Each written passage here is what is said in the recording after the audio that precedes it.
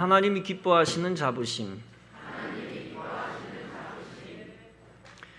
해외여행을 할 때 반드시 가져야 할 것이 있습니다. 다름 아니라 여권입니다. 여권이 없으면 제 아무리 고위 공직자라도 입출국을 할 수가 없습니다. 그런데 이 여권은 다 같은 여권이 아닙니다. 즉 모든 나라의 여권은 다 같은 힘을 가진 것이 아닙니다. 실질적인 여권의 힘은 나라마다 다릅니다. 그 힘이 어떻게 해서 서로 다를 수 있을까요? 그것은 무비자로 얼마나 많은 나라를 방문할 수 있는가 하는 데 달려 있습니다. 그럼 우리나라 여권은 얼마나 힘이 셀까요? 전 세계 공식적 국가의 수는 199개입니다. 비공식적 국가까지 합하면 모두 220개입니다. 결론부터 말하면 우리나라 여권의 힘은 220 나라 중 2위에서 5위를 왔다 갔다 합니다. 기본적으로 미국, 영국이 147개국을 무비자로 갈 수 있는 1위 그룹입니다.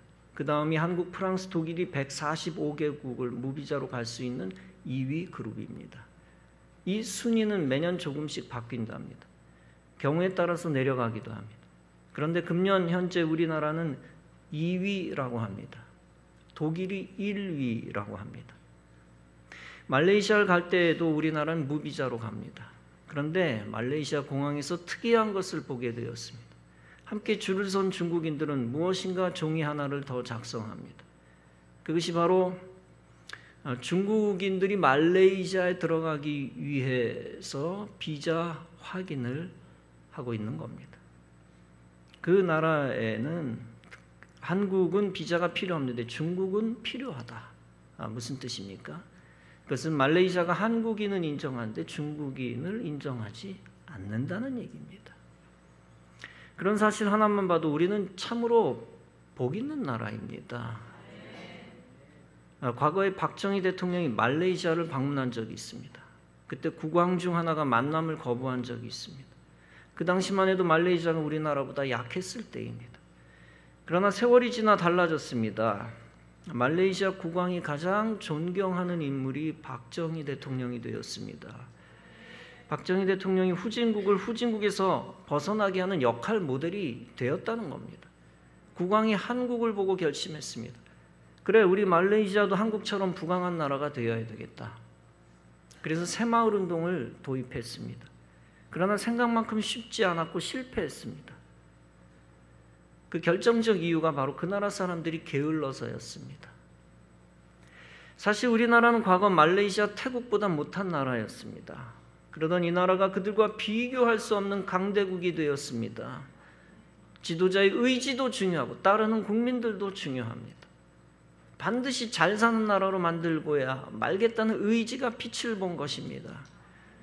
세계 2위의 여권 강국은 거저된 것이 아닙니다. 그런 차원에서 우리는 우리나라에 대한 자부심을 갖는 것도 좋습니다. 이 자부심을 갖기 위해 필요한 것이 있습니다. 그것은 감사하는 마음입니다. 아무리 좋은 것 가지고 있어도 감사하지 못하면 자부심을 가질 수가 없습니다. 아무리 우리의 여권이 세계 2위라도 감사할 줄 모르면 자부심을 갖지 못합니다.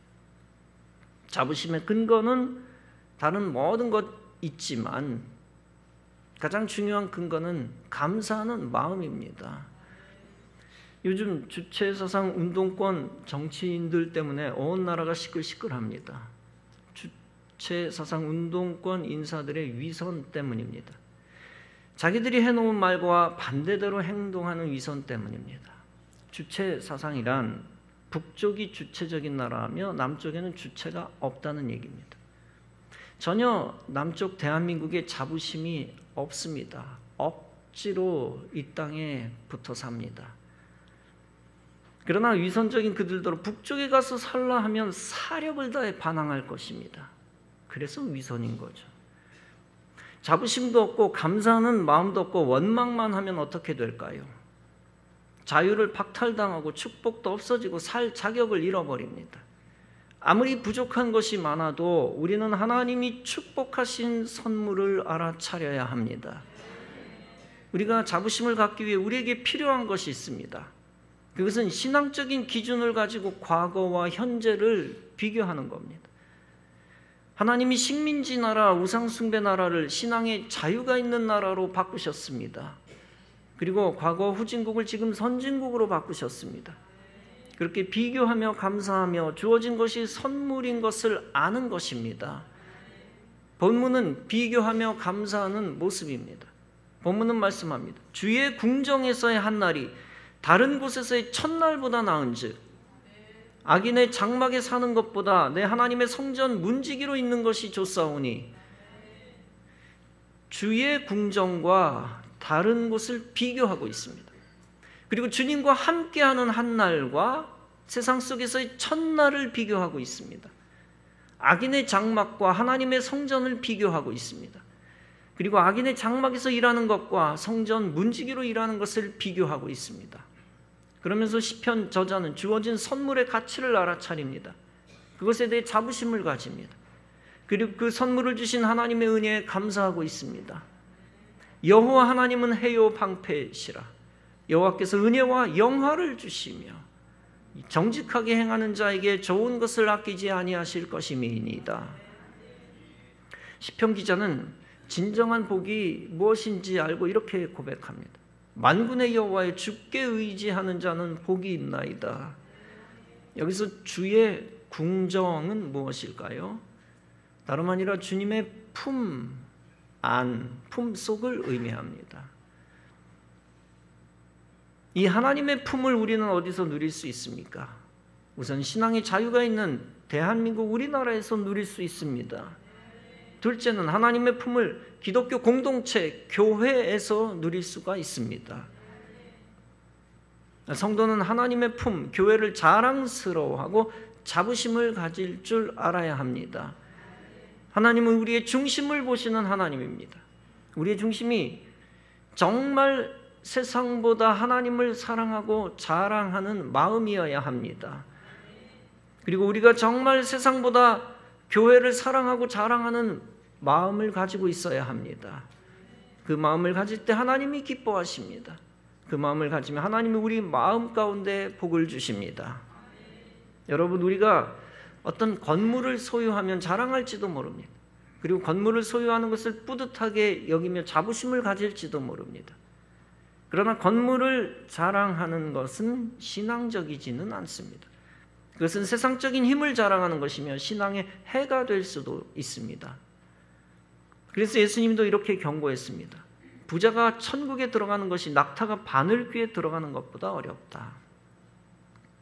이 말은 표면적으로 받아들이면 무서운 선언입니다. 그것은 부자는 천국에 못 들어간다는 얘기입니다. 그만큼 강력한 표현입니다. 그렇게 말씀하신 이유가 무엇입니까? 사실 부자가 되었을 때 하나님에 대한 아쉬움이 없어지기 때문입니다.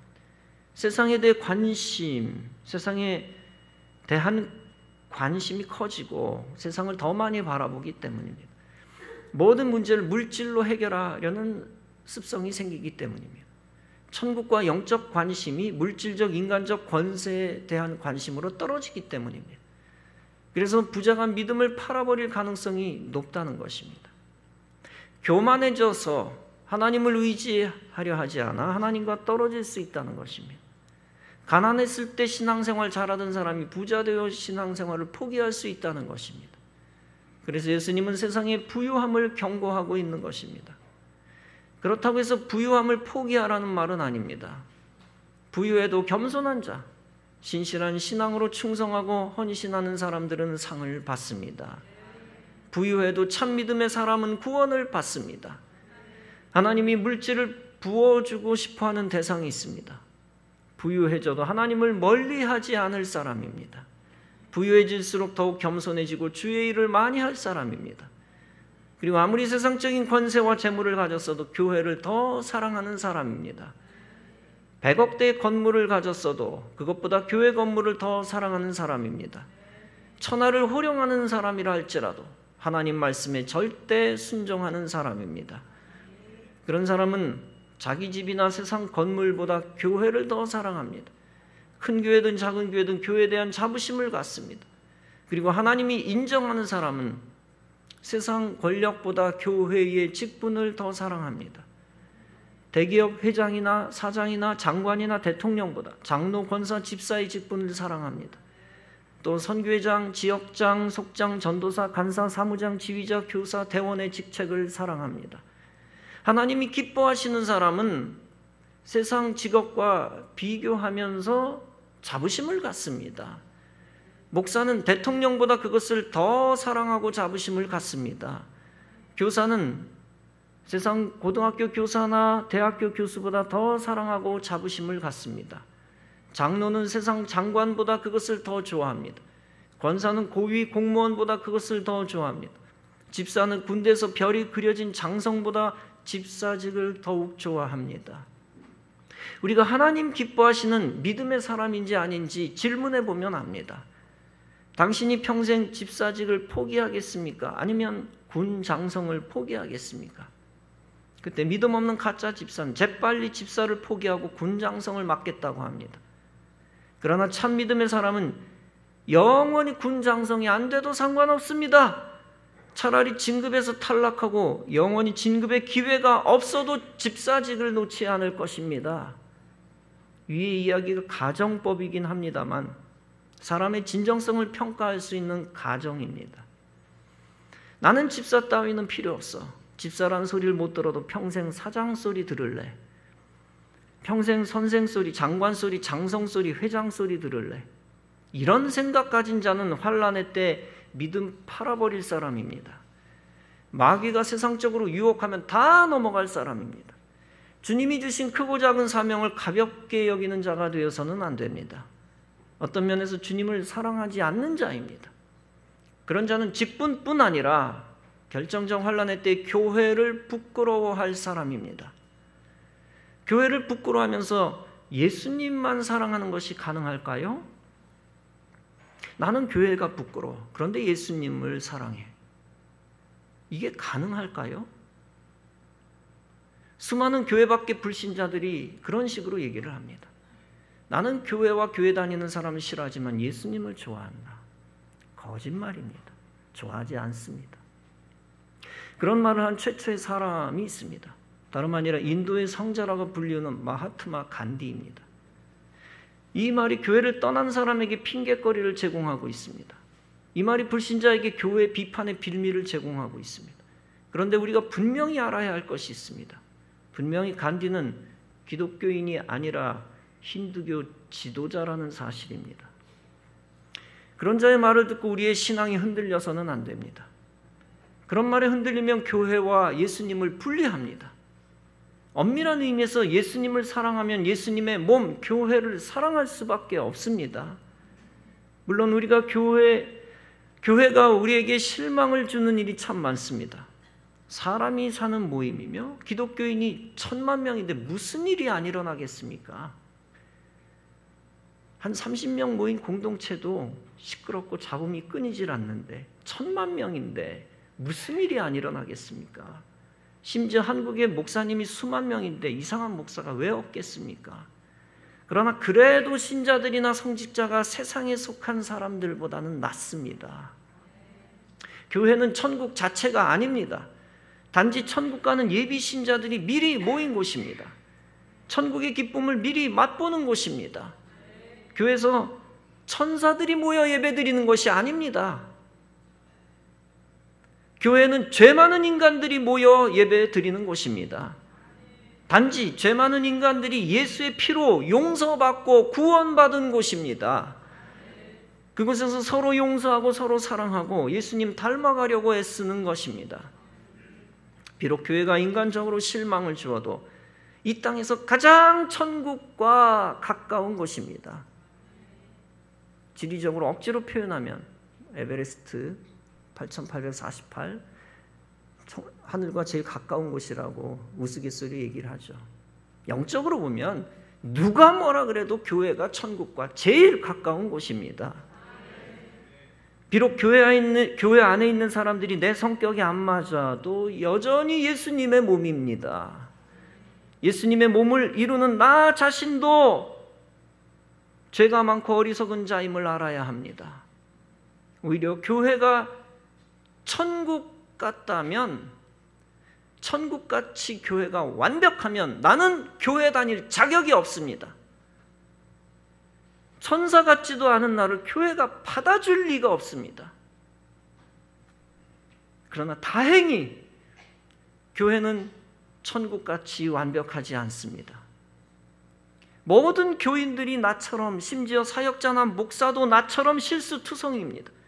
그래서 나도 교회 다닐 수 있고 예수님의 몸 안에 들어올 수가 있습니다. 천상의 교회는 완벽합니다. 반면에 이 땅에 있는 지역교회는 불완전합니다. 불완전하지만 이 땅에서 유일한 예수님의 몸입니다.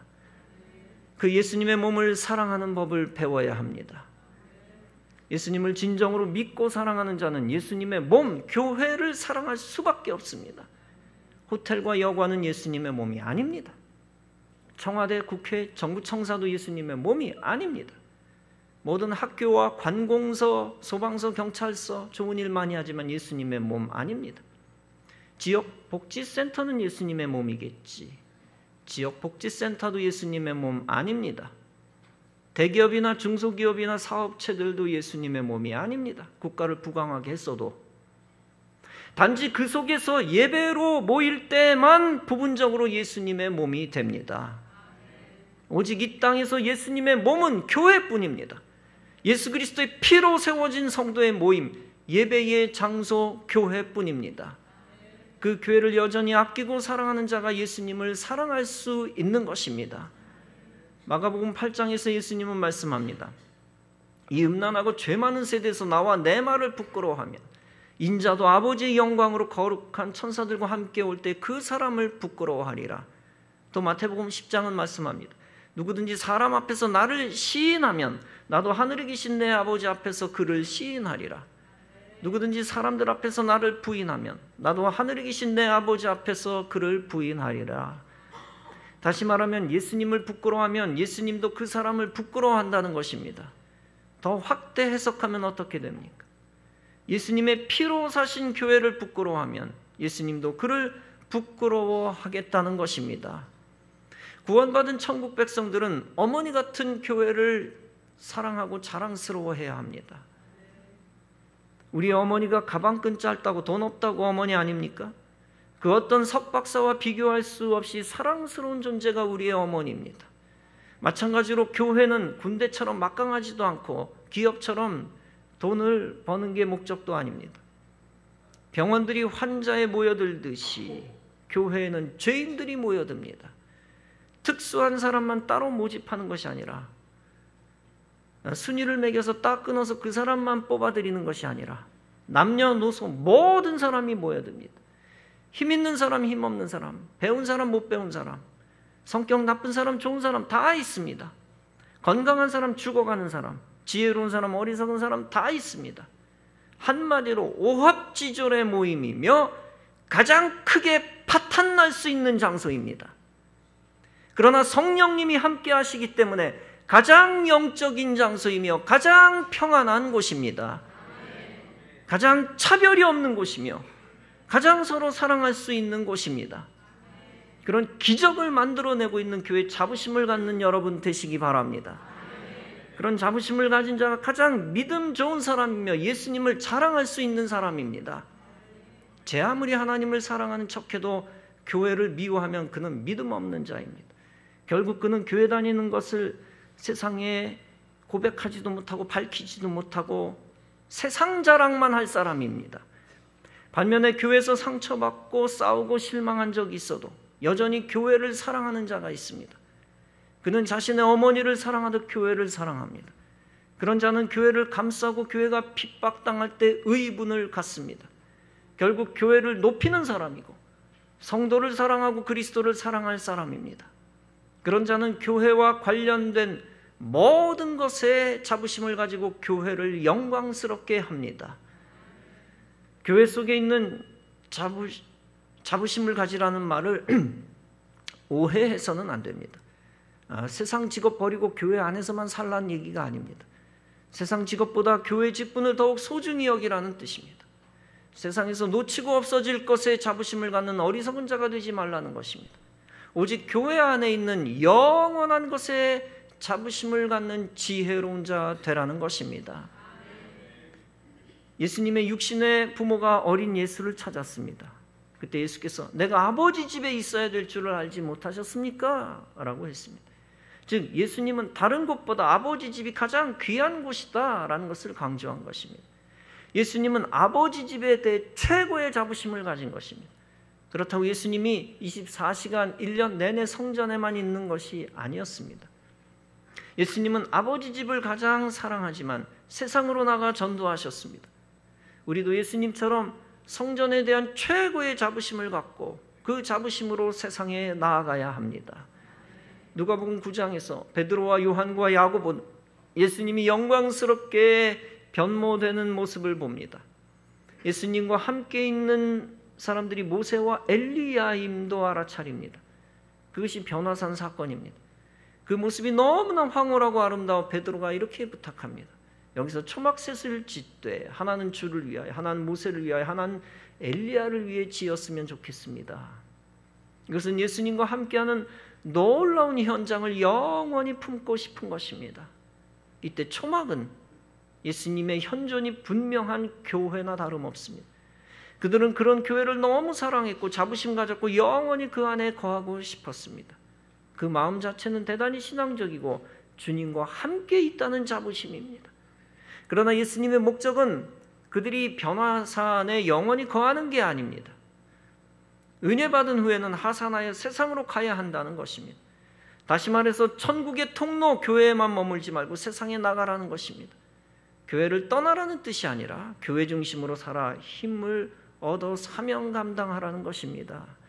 그리고 세상에서 하나님께 영광을 돌리라는 것입니다. 사랑하는 성도 여러분, 주의 궁정에 대한 자부심을 갖는 것은 하나님이 기뻐하시는 것입니다. 그런 자에게 하나님이 은혜와 영광을 선물로 주실 것입니다. 하나님이 그를 더욱 사랑하셔서 방패가 되셔서 그를 세상에서 보호해 주실 것입니다. 장차 우리 교회가 성전 이전 건축을 할 때 가장 중요한 것이 무엇입니까? 다름 아니라 주의 궁정, 즉 성전에 대한 자부심을 온 성도가 갖는 것입니다. 주의 궁정이 이 지구상에서 최고의 가치를 가졌다는 것을 알아차리는 것입니다. 그것을 할 때 남은 우리의 생애 전체를 주님의 전을 만드는 데 사용되어질 것입니다. 우리가 남은 인생이 불과 몇십 년밖에 남지 않았습니다. 저도 평균적으로 살 날이 산 날보다 적을지도 모릅니다. 이제 우리가 해야 할 것이 무엇입니까? 세상에서 기업을 크게 키우고 학교를 세우는 것입니까? 구제하는 일을 계속하고 문화활동을 통해 문화적 업적을 남기는 것입니까? 다 중요합니다. 비근한 예로 일생 살면서 책 한 권을 만들어낼 수도 있습니다. 무엇인가 남기는 인생은 참으로 의미 있는 인생입니다. 그런 일들이 다 중요하고 나름 가치가 있습니다. 그러나 세상에 속한 일만 하고 끝내는 인생은 하나님께 합한 자가 될 수 없습니다. 하나님이 궁극적으로 천국 신자들에게 원하는 것이 있습니다. 우리가 이 땅에서 생명 다하기 전까지 교회를 세우는 것입니다. 우리에게 주어진 가장 중요한 것은 우리 예광교회를 이전하는 것입니다. 그러나 그것만이 다가 아닙니다. 그 일과 더불어 국내에서 해외에서 교회들을 세워나가는 것입니다. 그리고 그 교회들을 통하여 복음을 온 세계에 전하는 것입니다. 성도의 사명은 세상 보석과 재물과 비교할 수 없는 교회를 지켜나가는 것입니다. 그리고 성도의 사명은 세상 건물과 비교할 수 없이 가치 있는 교회를 짓는 것입니다. 그 사명 따라 우리는 그리스도의 몸, 교회를 세우다가 천국 가야 할 것입니다. 내 집 겨우 만들다가 천국 갈 것이 아니라 교회를 세우다가 천국 가야 될 것입니다. 세상적인 작품 하나 더 만들다 죽을 것이 아니라 교회 짓다가 천국 가야 할 것입니다.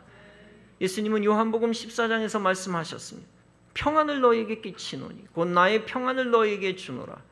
내가 너희에게 주는 것은 세상이 주는 것과 같지 아니하니라. 너희는 마음에 근심하지도 말고 두려워하지 말라.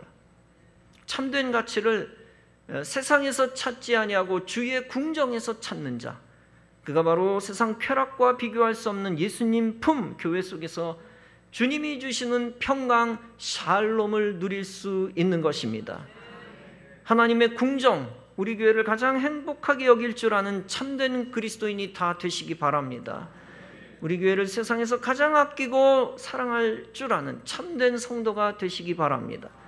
특히 우리 예광교회 안에 있는 모든 사람들에게, 지체들에게, 성도들에게 자부심을 갖는 여러분 되시기 바랍니다. 그런 자부심이 우리 교회를 위해 진정으로 헌신할 수 있는 힘을 줍니다. 그리고 그 자부심이 교회를 더욱 사랑할 수 있게 하는 힘을 주고 힘있게 사명 감당할 수 있는 능력을 줍니다. 거룩한 자부심을 가지고 가장 주님께 합한 믿음의 사람으로 증명되어 하나님을 기쁘시게 하는 성도 여러분 다 되어지시기를 주님의 이름으로 축원합니다.